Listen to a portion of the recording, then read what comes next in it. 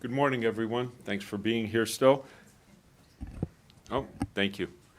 State Representative Dan Ugaste. I represent the 65th District, which is in Kane County for the most part, and very southern tip of McHenry County.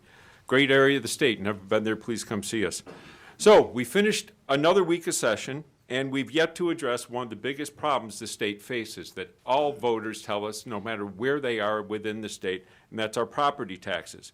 I can tell you that this is the top issue for my constituents. I have gone to doors during 3 election cycles dating back to 2014. Didn't win that one. It was a primary. One later in 18. I've been here again. And every time they're talking about property taxes. This isn't new. It's not novel. It's not something we haven't heard before.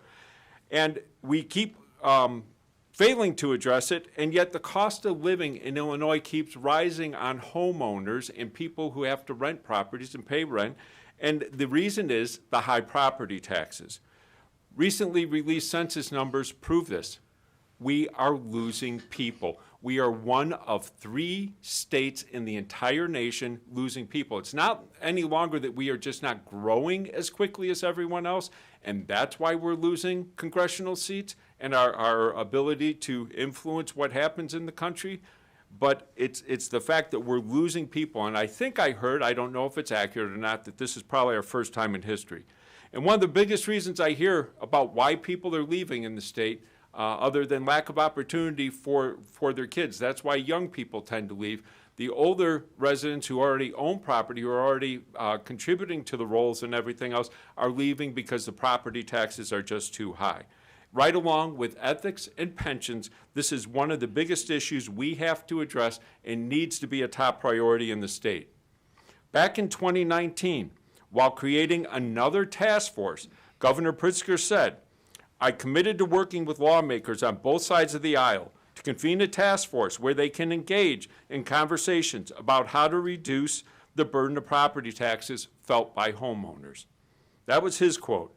This property relief task force that was created, on which I sat and spent a number of hours of my time trying to do something to help the people in my district as well as the rest of the state, amounted to absolutely nothing. Not one bill has been called on the floor. Not one bill has passed, unfortunately, much less been called. I guess if it can't get called, it's not going to get passed. And so 2 years later, the governor hasn't led on this issue, and Illinois homeowners are still stuck with the bill. Their property tax bill, some of the highest in the nation. So here we are, mere weeks left in this legislative session, and after a year like we've had for our residents, with businesses being shut down, and the COVID-19 pandemic and what it's done to our economy, and residents and business owners just doing what they can to stay afloat, we've done nothing for property taxes, and yet they desperately need relief.